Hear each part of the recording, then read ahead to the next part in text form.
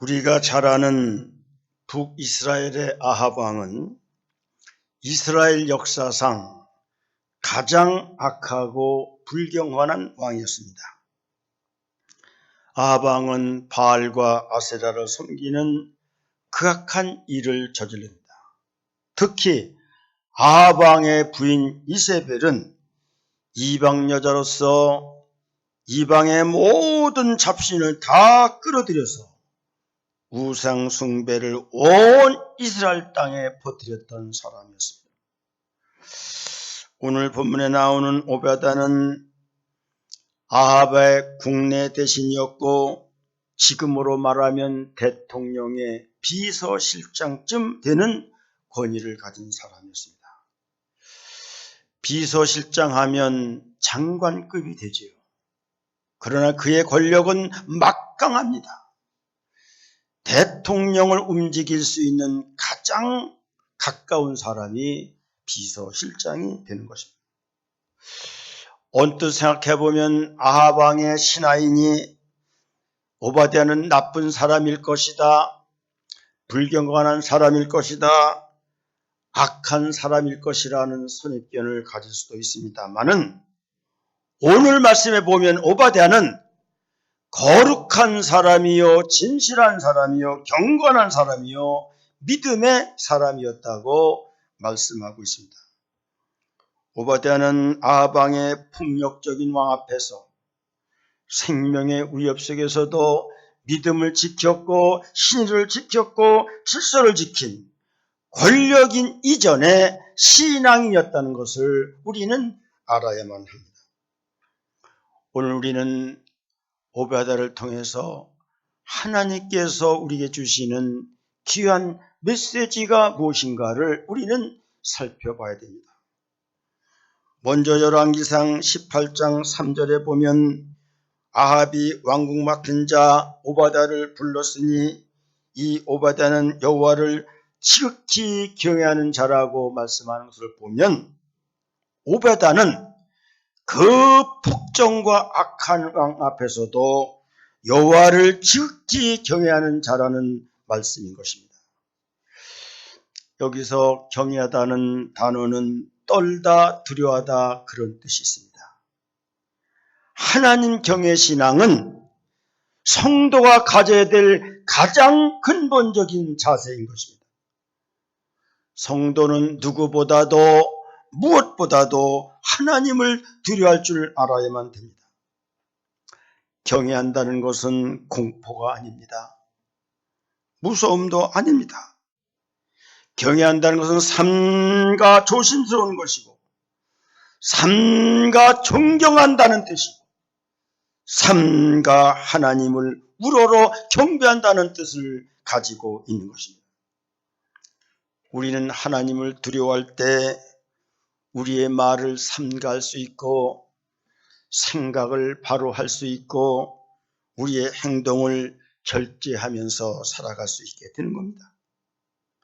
아합 왕은 선지자를 잡아 죽이고 핍박하고 못 잡아 먹어서 안달이 나 있는 사람이었습니다. 그런 시대의 국내 대신 오베다는 오늘 말씀해 보면 선지자 100명을 숨겨줍니다. 그리고 50명씩 구리에 넣어서 떡과 물을 공급해 주는 것을 우리는 보게 됩니다. 이 일이 발각되면 오베다는 즉시 처형을 당해야 되고 능지처참을 당해야 되지만 그럼에도 불구하고 선지자 숨겨주는 것을 중단하지도 않았고 회피하지도 않았습니다. 위험을 무릅쓰고 선지자의 생명을 보호하게 됩니다. 아합 왕 때 기근이 들어서 3년 반 동안 비가 오지 않고 기근이 들어서 굉장히 살기가 궁핍한 때였습니다. 이때 오바댜도 굉장히 생활이 궁핍하였을 것입니다. 그런데도 주의 종이 굶어 죽는 것을 외면할 수가 없었습니다.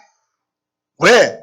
하나님이 두려웠기 때문에 그는 그렇게 살아갈 수가 없었던 것입니다. 오베다가 생각할 때 육을 멸할 수 있는 아합보다 영과 육을 멸할 수 있는 여호와를 더 두려웠다는 말씀이 되는 것입니다. 그렇게 그는 어려움 속에서도 위기 속에서도 믿음으로 살았으며 철저히 하나님 앞에 말씀으로 살아왔던 것입니다. 잠언 15장 33절을 보면 여호와를 경외하는 것은 지혜의 훈계라 겸손 존귀의 앞잡이라 그렇게 말씀하고 있습니다. 여호와를 경외하는 것이 지혜라는 것입니다. 여호와를 경외하는 것이 겸손이라는 것입니다. 여호와를 경외할 때 존귀한 삶을 살 수 있다는 것을 우리에게 말씀해 주고 있는 것입니다. 그러므로 오바댜는 여호와를 경외함으로 지혜가 있었고 겸손하였고 존귀해져서 그 당시에 국내 대신 오늘날로 말하면 대통령 비서실장에까지 올라가는 축복을 받게 되었던 것입니다. 우리가 여호와를 경외하는 시를 들라면 당연 시편 128편을 듣게 됩니다. 제가 한번 읽어드리겠습니다. 여호와를 경외하며 그의 길을 걷는 자마다 복이 있도다. 내가 내 손이 수고한 대로 먹을 것이라. 내가 복되고 형통하리로다. 내 집 안방에 있는 내 아내는 결실한 포도나무 같으며 내 식탁에 들러앉은 자식들은 어린 감람나무 같으리로다. 여호와를 경외하는 자는 이같이 복을 얻으리로다. 여호와께서 시온에서 내게 복을 주실지어다. 너는 평생에 예루살렘의 번영을 보며 내 자식의 자식을 볼지어다. 이스라엘에게 평강이 있을지로다. 이 시편 28편이 여호와를 경외하는 사람들이 받는 엄청난 복을 말씀해 주고 있는 거예요. 내 손이 수고한 대로 먹는다라고 하는 것은 경제의 복입니다. 내 안방에 있는 내 아내는 결실한 포도나무 같다는 것은 아내의 복을 말합니다. 내 식탁에 둘러앉은 자식들은 어린 감람나무 같다는 것은 자녀의 복을 말합니다. 시온에서 복을 받을지어다. 교회의 복입니다. 너는 평생에 예루살렘의 번영을 보며 영적인 복입니다. 이스라엘에게 평강이 있을지로다. 평강의 복입니다. 여호와를 경외하고 그의 길을 걸어가면 모든 복을 주신다고 하나님 우리에게 시편 128편을 통하여 말씀하고 있는 것입니다. 오바댜란 이름은 아바드라는 단어에서 나왔는데 섬기다는 뜻이 있는데 이 오바댜란 이름은 여호와의 종이라는 의미를 갖고 있습니다. 그는 일평생 여호와의 종으로 살았습니다. 여호와의 종의 삶은 섬김의 삶이요 겸손의 삶이요 하나님께만 속해 있다는 삶을 우리는 여호와의 종의 삶이라는 것입니다. 우리가 신약에 보면요 그 사도 바울의 편지에서는 언제나 주님의 종된 나 바울은 이렇게 시작합니다. 우리는 주님의 종인 거예요.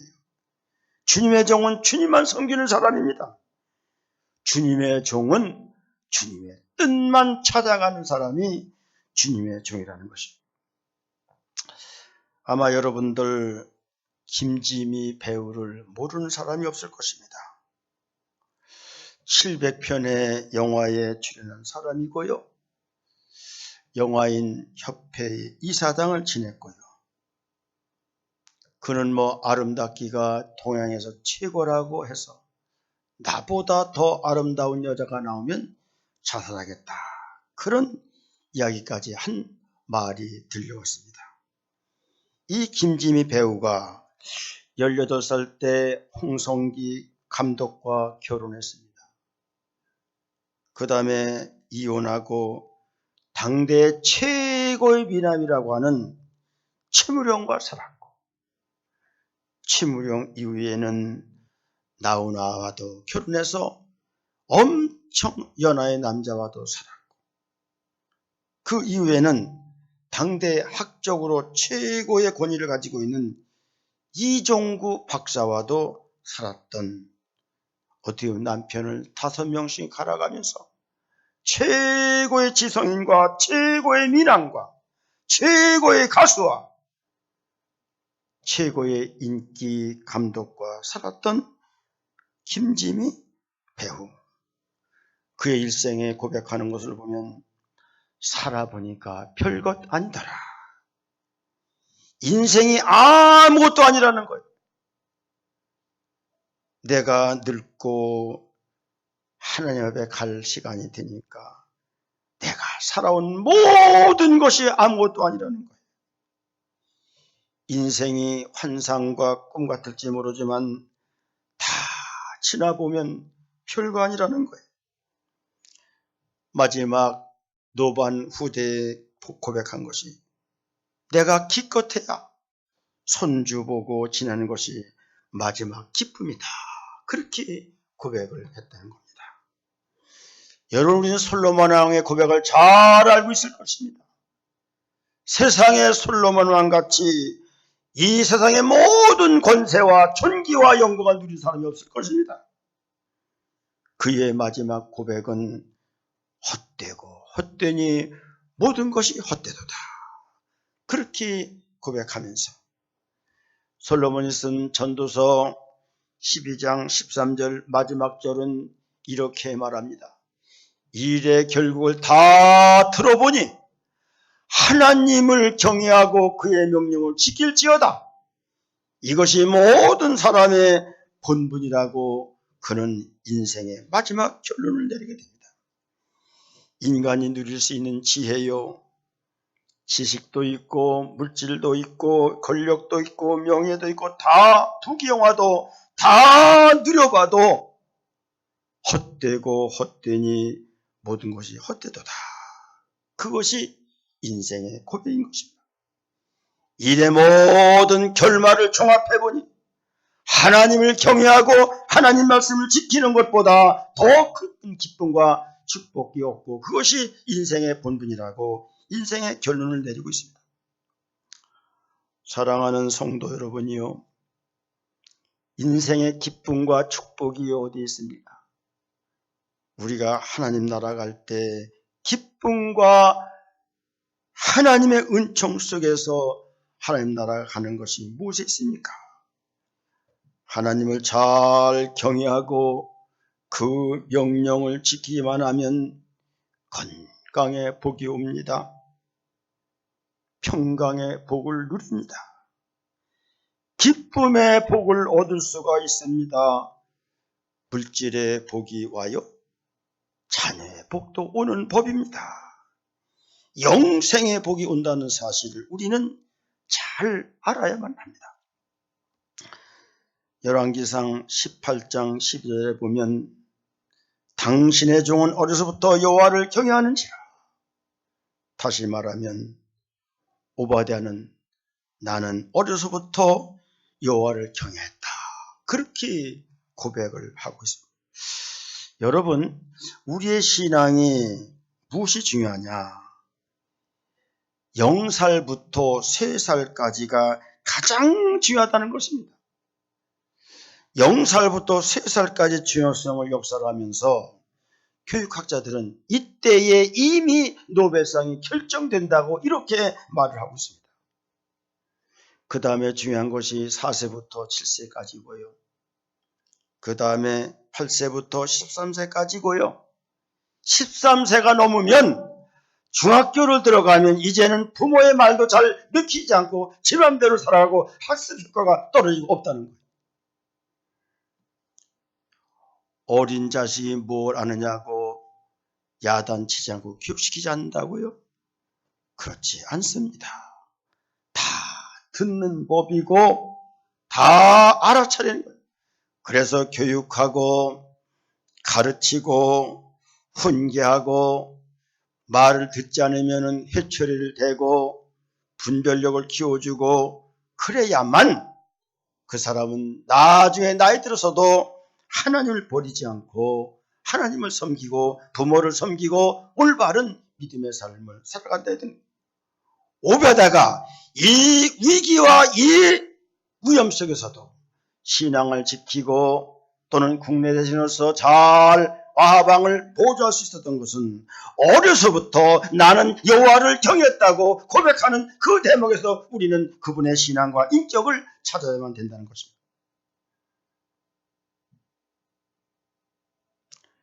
우리 마지막 시대에 주님 오시기 전 우리의 믿음을 지켜나간다는 것이 그렇게 쉬운 일이 아닙니다.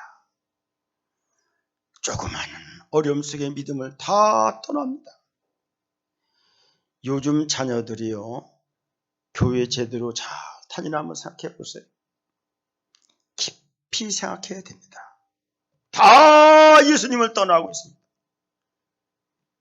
왜 그러냐? 어려서부터 신앙생활을 잘 가르치지 않으면 그렇게 된다는 것을 우리에게 역설적으로 말씀해 주고 있다는 것입니다. 오늘 여기 나온 오바댜는 뿐만 아니라 아합 왕의 지시를 잘 따랐습니다. 폭력적인 왕이지만은, 악한 왕이지만은 잘 그를 따르고 섬겼다는 것입니다.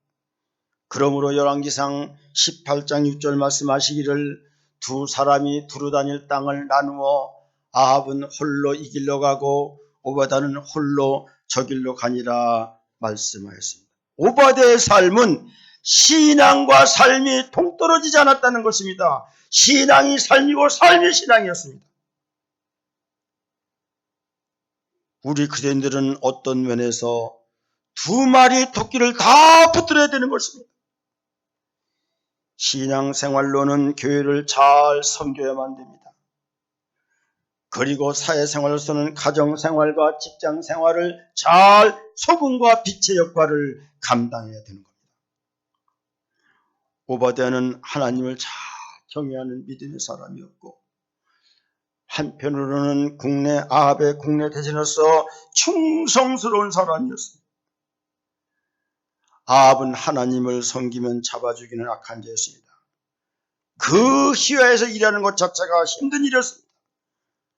그러나 오바댜는 이런 형편에 구애받지 않고 충실하고 충성스럽게 아합 왕을 보필합니다. 오바댜의 성실성과 지혜로움, 부지런함, 사명감, 어디에서 무엇을 하든지 어디로 가든지 그는 충성을 다했고 무슨 일을 시키든지 그는 순종하였다는 것입니다. 우리는 요셉을 잘 생각해 봐야 됩니다. 형제한테 그 상처를 받고도 그는 원망이나 불평이나 또는 어떤 복을 하려고 하지 않고 보디발의 집에 들어가서 가정충무로서 온 집안일을 맡아서 하면서 그 집에 하나님의 복이 임하게 합니다. 보디발의 아내로부터 성적인 유혹을 받았지만은 단호히 뿌리치는 신앙을 가졌습니다. 그러면서도 그 가정에서 가정충무로서 충실히 이행함으로 말미암아 여호와의 복이 보디발 가정에 임하는 놀라운 역사를 나타내게 됩니다. 우리 그리스도인들은 가정을 섬기고 교회를 섬기는 사람들입니다. 많은 사람들이요, 소명과 사명이라는 단어는 목회자한테만 관계된 단어라고 생각하는 사람이 있습니다. 그러나 그렇지 않다는 것을 우리는 알아야 됩니다. 그리스도인들이 사회에서 직장에 부름을 받은 것도 하나님의 부름의 소명입니다. 그러므로 우리는 하나님의 사명을 가지고 잘 직장 일을 감당해 나가야 됩니다. 하나님이 나를 불러서 이 직장에서 일하는 겁니다. 하나님 나에게 사명을 주셨기 때문에 이 직장에서 이 직종을 가지고 나는 일하는 겁니다. 이것을 우리는 고백하고 알아야만 되는 겁니다. 에베소서 6장 5절 7절을 보면 종들아 두려워 말고 떨며 성실한 마음으로 육체의 상전에게 순종하기를 그리스도께 하듯하라. 눈가림만으로 하여 사람을 기쁘게 하는 자처럼 하지 말고 그리스도의 종들처럼 마음으로 하나님의 뜻을 행하고 기쁜 마음으로 섬기기를 주께 하듯 하고 사람들에게 하지 말라. 그렇게 말씀하고 있습니다. 여러분이요, 교회에서 기도는 열심히 하는데 주일날 잘 출석을 하는데 봉사도 잘하고 11조도 잘 내는데 사회에서는 불평분자한 부자가 있습니다. 게으름방이가 있습니다. 때때마다 직장 상사한테 들이받고 인정받지 못하는 사람이 있습니다. 여러분, 교회 생활을 잘하는데 사회생활을 잘못한다. 조화가 맞지 않고 잘못된 신앙입니다. 사회생활은 잘하는 사람이 있습니다. 밥벌이 때문에. 그런데 교회 생활 잘못하는 사람이 있습니다. 근본적으로 잘못된 사람입니다. 우리는 언제나 먼저는 우리 화원대생이 교회 생활을 잘해야 되고 그 말씀과 그 믿음을 가지고 사회에 나가서 잘 소명을 감당하고 사명을 감당한 사람이 조화가 된 사람이요, 믿음의 사람이라는 것입니다. 제가 신학하기 전에 전매청회를 다녔을 때, 요즘 용서를 하시고요, 제 자랑을 좀 하겠습니다. 저는 직장 생활에도 주의를 철저히 지켰습니다. 신앙생활도 철저히 했고요. 업무상 주일날 출장을 달아도 저는 주일 예배를 드리고 출장을 나가서 더 일을 많이 했습니다. 우리 상사들이 제가 그렇게 한다는 걸 알아요. 그래서 저는 그렇게 했습니다. 직장에서 별명이 차신자였고요, 전도사였고요, 죄송하지만 모범 직장인이었습니다. 우수 직장인, 어디 가든지 인정을 받았습니다. 제가 중간에 직장을 사직하고 이제 신학을 떠났는데 제가 평직원이었어요. 그때만 해도요. 그런데 거창하고 융성하게 화려하게 저 평직원에 대해서 명예퇴직식을 너무너무 화려하게 해줬어요. 제 직장 상사 한 분이 저에게 그런 말 하더라고요. 이 주사가 나가면 그 자리 둘을 써도 이 주사만큼 일을 못할 거야. 죄송하지만 저는 사회에서도 가는 곳마다 인정을 받았습니다. 신학을 하면서 두 곳에서 나이 많아서 전도사 사역을 했습니다. 죄송합니다. 저는 성도들한테도요, 너무 칭찬을 받고 인정을 받아서 오히려 부교역자들이 이런 것 때문에 저를 시기해서 제가 두 군데서 떠나가게 되는데, 아무리 마음이 아팠지만 깨끗하게 저는 이렇게 하고 떠나서 사역을 감당하게 했습니다. 하나님 앞에 지금 생각하면 감사한 일이고요. 요즘 얘기를 바뀌어서 지금 미국의 심각한 문제가 뭐냐, 빈곤층이 1억 명 중에 하나라는 거예요. 그 숫자가 45,500만 명이고 노숙자 가족이 우리나라보다 많아서 170만 명에 이른다고 합니다. 우리나라 예산의 2배를 쏟아부어도 되지를 않습니다. 왜 오늘날 그 미국이 망해가고 있는가? 하나님을 경외하는 신앙, 청교도 신앙을 출발했는데, 청교도 신앙은 순수한 신앙입니다. 복음적인 신앙입니다. 경건한 신앙입니다. 철저히 성경만 따르는 신앙입니다. 그들은 청교도 신앙을 가지고 열심히 사회생활하고 열심히 땀 흘려 일했습니다. 그래서 세계에 가장 부국을 이루고 리더십 국가를 이루고 패권 국가를 이뤘는데, 오늘날 미국이 겪는 아픔과 고통은 첫 번째는 신앙, 하나님만을 경외하는 신앙, 청교도 신앙에 떠나서 한마디로 말하면 혼합주의 신앙, 인본주의 신앙, 세속주의 신앙. 우리나라보다요 동성애가 더 심하고요, 인권을 존중하는 나머지 완전히 성경을 떠나서 잘못된 대로 가고 있습니다. 이것이 오늘날 미국의 문제라는 사실을 우리나라에 됩니다. 그러면서 일하지 않습니다. 다 국가가 주니까요. 이게 문제입니다. 그런데 이제는 나눠줄 게 없습니다. 생산이 줄어듭니다. 지나친 복지는 국민들을 어리석게 만들고 게으르게 만드는 거예요.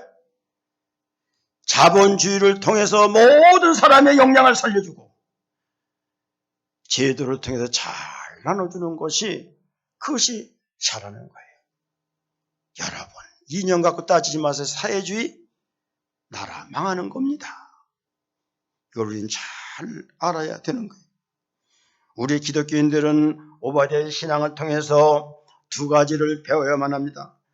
철저히 하나님만을 경외하는 신앙.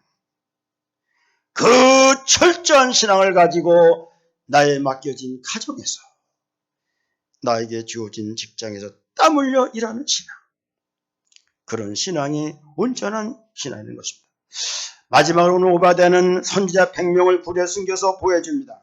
18장 4절에 보면 선지자 100명을 가지고 50명씩 굴에 숨기고 떡과물을 먹였더라, 그렇게 말씀하고 있습니다. 그 위험 가운데서도 주의 종을 철저히 보호하겠다는 신앙, 그들의 필요를 공급하겠다는 신앙, 이것이 오바댜의 신앙이라는 것을 우리는 알아야 됩니다. 이렇게 다 들키면은 그는 능지처참 죽음이다. 그러나 죽으면 죽으리라고 하는 이 확고한 신앙을 가지고 그들은 주의 종을 지켰습니다. 그리고 공개하고 물을 먹이고 떡을 먹여 살렸습니다. 로마서 16장 3절 4절에 보면은 브리스길라와 아길라라고 하는 두 부부가 목숨을 위해 주의 종 바울을 지켰다는 사실이 나오고 있습니다.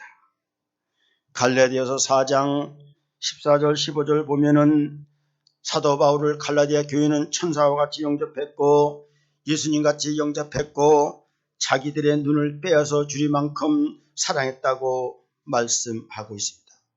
그 당시 사도 바울이 안질 때문에 고생을 했잖아요. 그래서 차라리 내 눈을 빼서 주더라도 그 고통을 나누겠다.